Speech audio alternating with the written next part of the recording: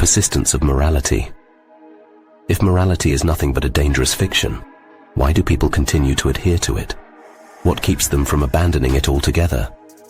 The decision to cling to morality is not a moral one, and those who do so are not necessarily moral themselves.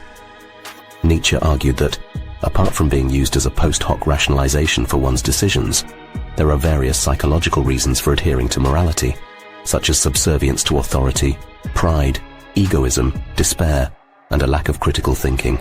Daybreak 2, 97. Morality persists as a rule for decision-making, which practically limits one's options and can lead in certain cases to achievements that make life worth living. Beyond v. 188. However, this is completely different from the morality of imperatives with a religious flavor, where individuals are commanded to do this and that, refrain from this and that, and then you will be happy. And if you don't, this kind of morality is the original sin of reason, the immortal unreason. In contrast, happy and admirable human beings rely on their instincts and impulses to act or avoid action and manage their relations with the world and other people. Their morality is not something external to them, but rather something internal. Twilight, Errors, 2. Modern scholars of ethics grapple with what is known as the trolley problem, debating which of two actions is more ethical: do nothing and let 5 people die, or intervene and save them by actively leading to the death of a bystander. Nietzsche would have advised them to wait patiently until they encountered this hypothetical situation, and then let their instincts take over. In his notes, Nietzsche pondered, to what extent morality has been detrimental to life? And we already know some of the answers. He then proposed a counter-reckoning, highlighting its usefulness for life.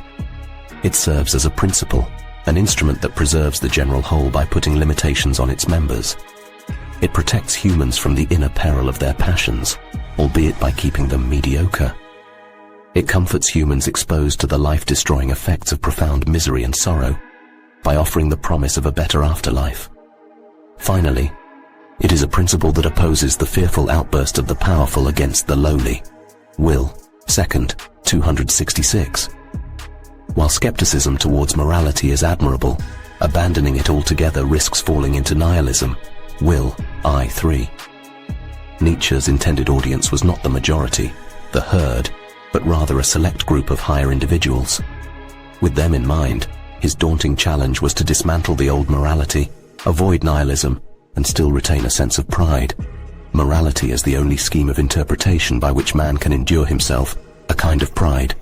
Will 2, 270.